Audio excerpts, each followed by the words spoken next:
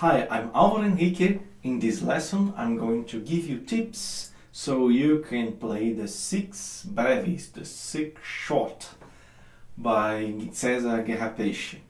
Those 6 Breves are short suites, each suite in 3 movements, because there are 6, even though they are short. It's better if I go straight to the main points, otherwise this lesson will be too long. I must remind you that a video of me playing the 6 Breves will perhaps appear on the screen depending on where you are seeing me, but they can also be found on the description of the video, especially if you are seeing me on my YouTube channel. Otherwise, you can visit my website alvarohenrique.com, so you can find it there as well. So let's start with the Breves 1. First movement, Happy Prelude. It's quite easy. What's going on here, it's mainly for you to get this rhythm in which the I and A is more important, has more weight than the thumb, which is something that is not usual for guitarists. I almost forgot to say that these 6 breves are very good for you to play or to show your students on their 2nd or 3rd semester playing the guitar. They are very good music for you to introduce modern or contemporary language for the students, because technically they are quite easy, but they feature a lot of this musical idiom from contemporary and modern music. And Guerra-Peixe also blending with traditional popular music, folk music. So they here at the Happy Prelude, it's used a rhythm in which I and A is always more important than the thumb, the P. So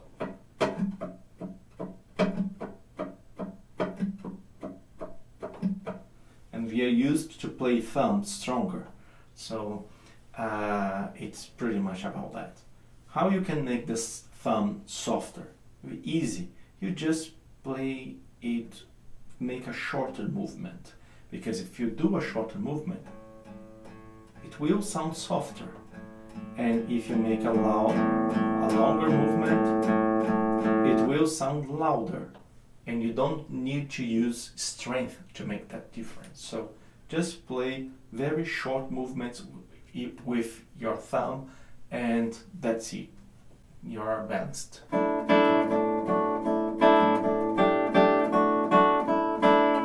The thumb should sound like a ghost. It's there, but you're not sure when it appeared, like a shadow as well. Okay, let's go to Breve Cantiga, and here, short song, and the challenge here is to play legato. First, we have a legato with a melody, normal melody, we are used to play. Okay, and for you to play legato at this section, you need to have a very good coordination between hands, because if your left hand arrives earlier, then there is no legato. If your right hand arrives earlier as well, also no legato. They must arrive exactly at the same time. A good exercise to master this coordination is you relax your hand, think on the movement you need to do. Think. It's very important to think, to see in your mind your finger playing the note and the movement of your finger playing the note. After you think, then you play and release as fast as possible.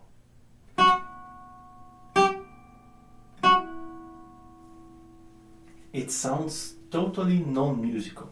That's right. we are not studying music, we are studying coordination. But when you master this coordination, then it's quite easy to play the legato.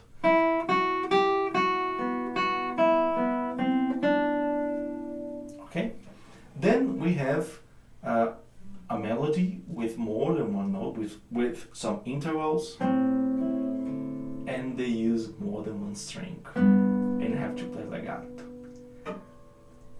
Here the top part is easy because it's on a treble string, so you don't have to mind a lot on making noises while changing position, but the lower voice on the bass,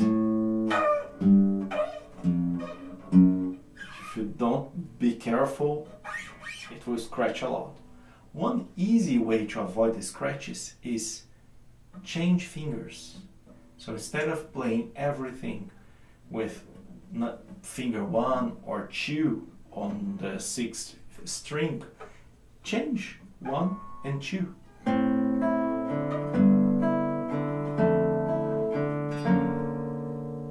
Then it avoids a lot of scratches. Okay, guys, go to the next one in 5 beats. So it's the same rhythm as in his prelude number 3, Fantastic Dance. It's a rhythm in 5, but although you can think or question or even play if this measure is 2 plus 3 or 3 plus 2, try to play as 5, because as it goes faster, it will not be able to sound so much different than just stressing, accenting the first beat and no other. So like 1, 2, 3, 4, 5, 1, 2, 3, 4, 5, 1, 2, 3, 4, 5. Okay, because it alternates a lot, thumb with another note, although it's 5/50 string and 4th string, it may at first sound easier alternating P and I. I recommend you to play P and M, because it's a more natural movement. It follows more the movement of closing a fist, making a fist, and PI, or of course you can also make that, but quite often the I moves a little bit to the side instead of really closing, and problems can arrive if the MI moves a little to the side instead of just closing. So to avoid those and without any difficulty as well, just play with P and M and that's it. Easy, solved. But to master this 5 beat, you have to practice counting the tempo. If you have a metronome or an app of a metronome that is stressed has this kind of beat and is stressed on the first beat, then you can use your metronome and play with your metronome all the way and learn the rhythm of the 5 through your metronome. But it's better if you count out loud as you practice, and on the first times you will have to count very slowly.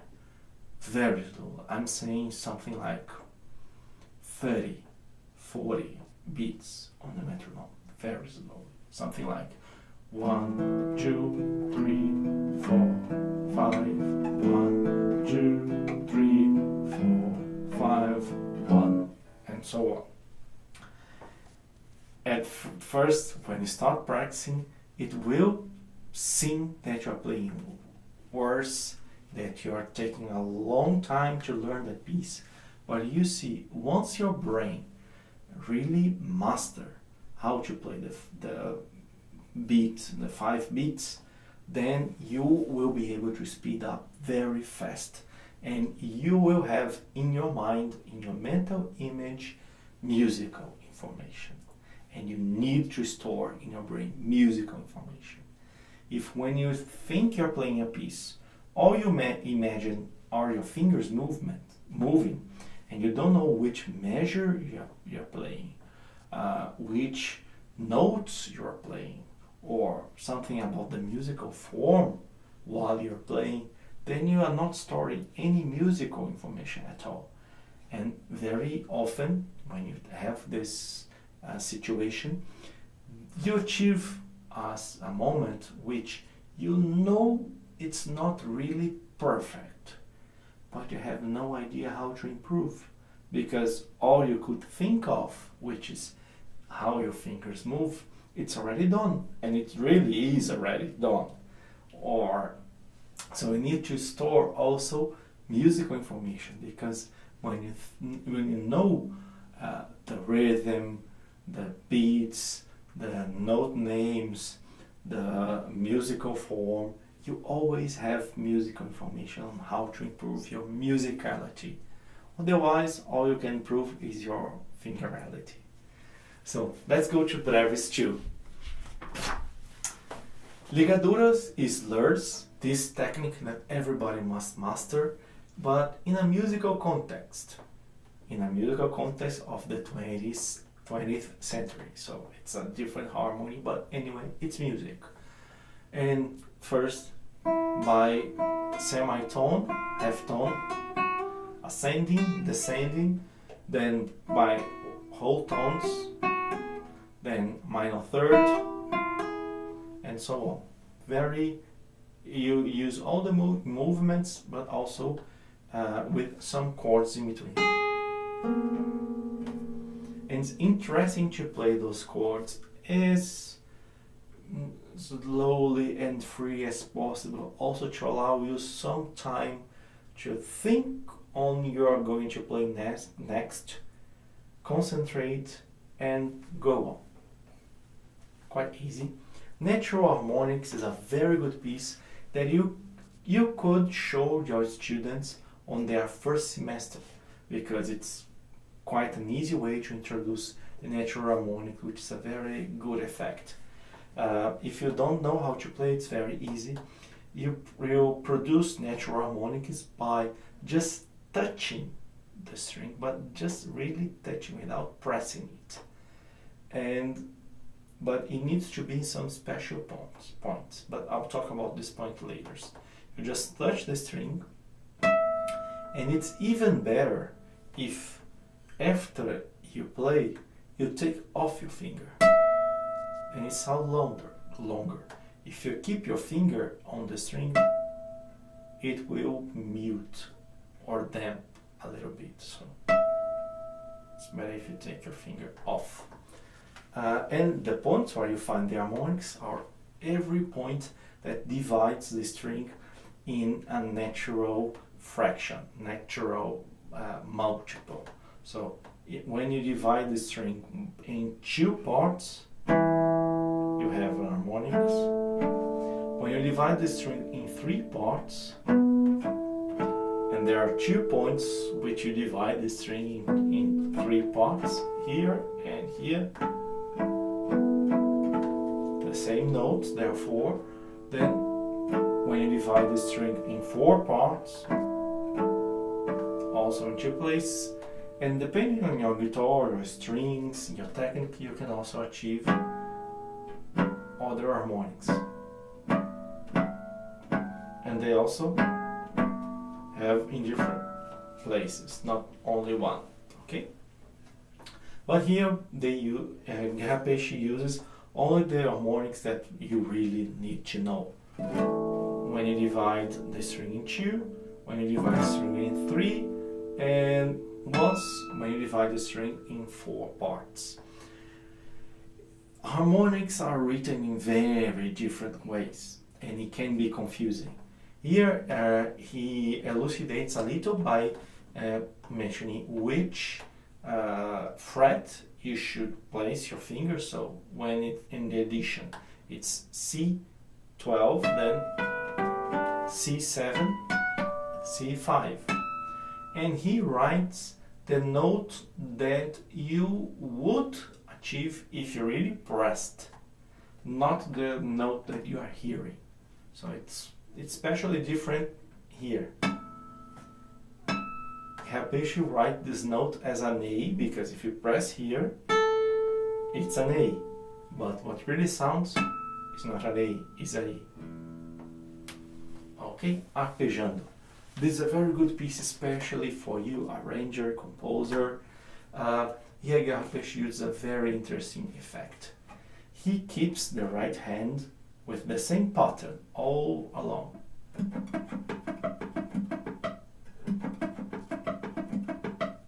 And so on. But he changed the positions on the left hand. And at first, they keep the pattern. The pattern sounds the same because the height of each note combines with the height of each string. But as he achieves higher positions, then there's a unison. And then you even achieve a situation where on the third string you are playing a note that is higher than a second string. But you're keeping the same pattern, but it will sound very different because of this effect.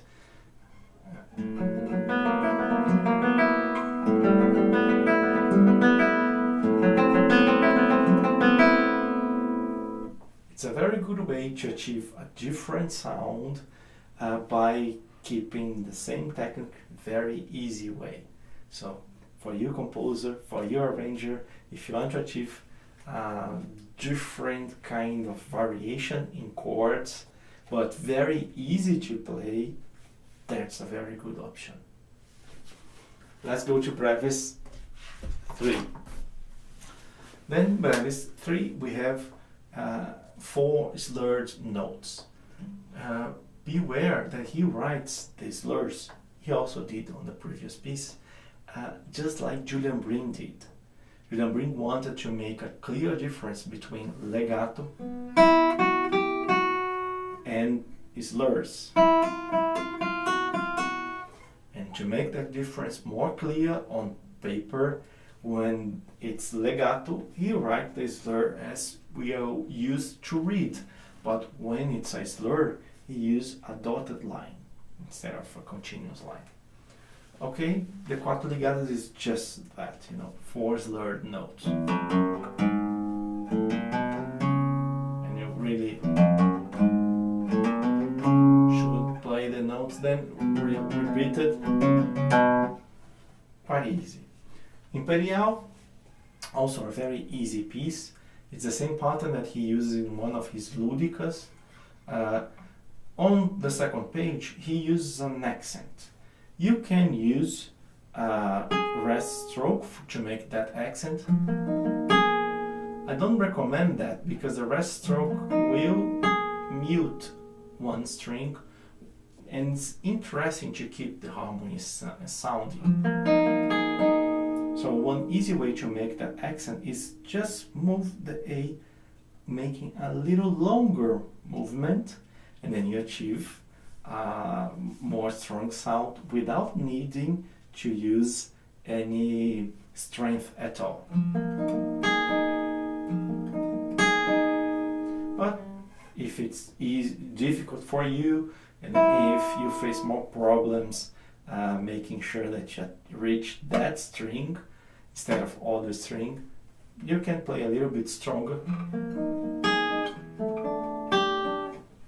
I'm exaggerating a little bit, but it's interesting, it's important for you to play that accent as written. Then on repeated notes, he asks us to change the tuning of the 5th string to tune in G, in Sol, G. So the G on the bass will always be an open string. It makes it easier for you to go on the fretboard while keeping the bass. It's quite easy piece. You will think, I think I've heard something similar before. Probably you have. It's Villa-Lobos study number 4. It's not exactly the same, far from it, it's not the same notes, but there is an inspiration, and if you check the dates or the context which Guerra-Peixe lived, it's extremely probable that he did know the Villa-Lobos 12 studies. So you can also play inspired by study number 4 and use the same rhythm or the same rhythmical liberty that you would use while practicing the study number 4. It's also a very good study for you to practice in a shorter version the right hand for the study number 4, and then when you master the repeated notes, repetidas, you can go to the study number 4 more secure. Breves 4. Breves 4, he starts with a very good effect. So you see 2 notes. Wow. Why is that? Is there something wrong here? No, he really wants 2 notes, a unison.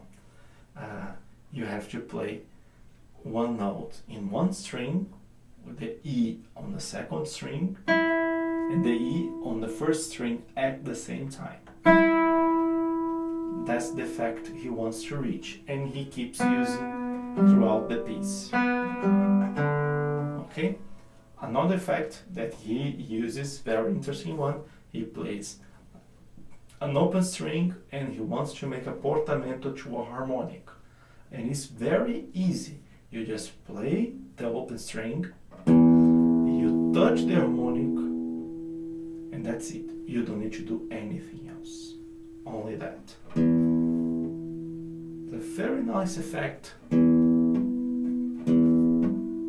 You could copy that effect in your composition, in your arrangement, and it sounds more interesting with a very easy movement. Okay? Then he plays more unisons. Then he plays at the same time A sharp and B and slurs to the B. So you can really sound the unison again.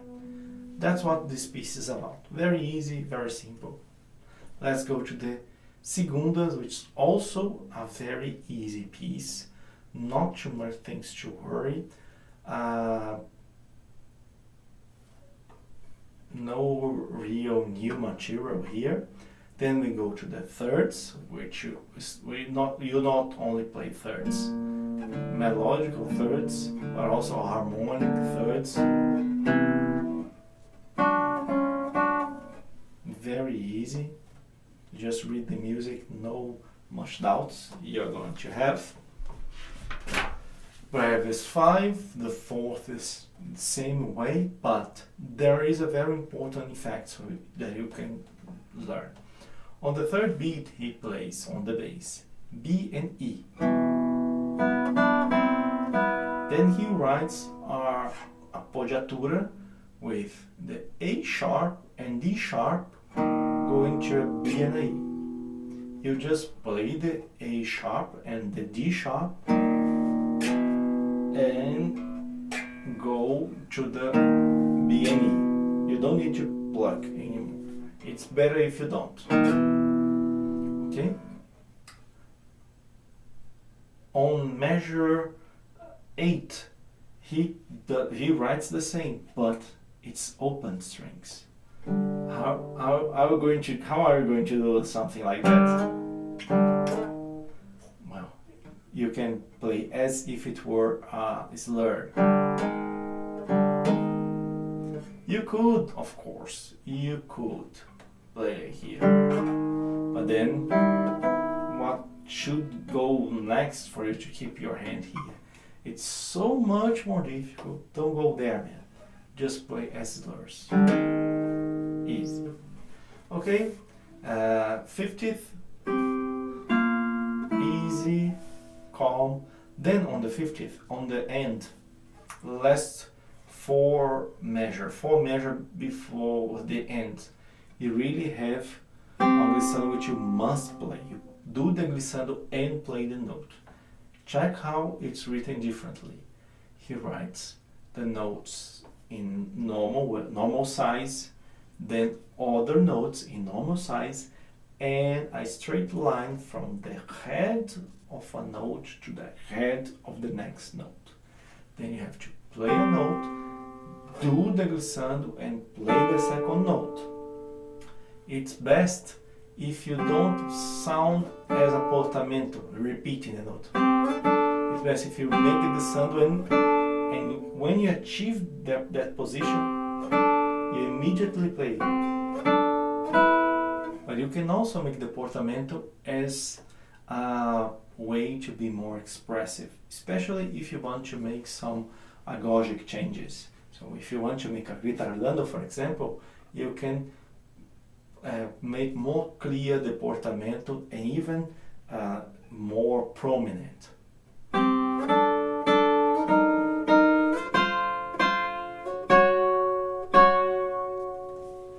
It's easier to achieve ralentando by doing that. And you can do the opposite to achieve an acelerando. 60th, quite easy, so it's just beware on the second part especially that you have to put your elbow up so your finger will allow the second string to open, to sound free. Really put your elbow up and then it will be easy. Breves 6. So 7th, also easy piece, not much thing to discuss. Yes, you have to play.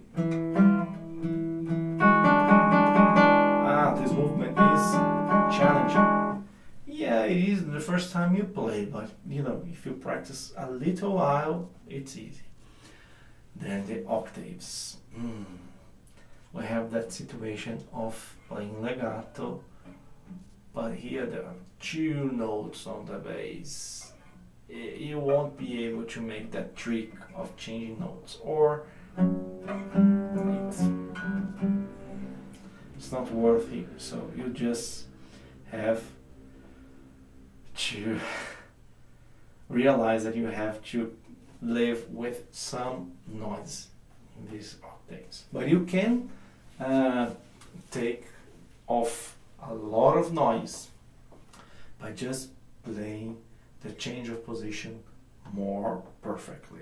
How a change of position should be.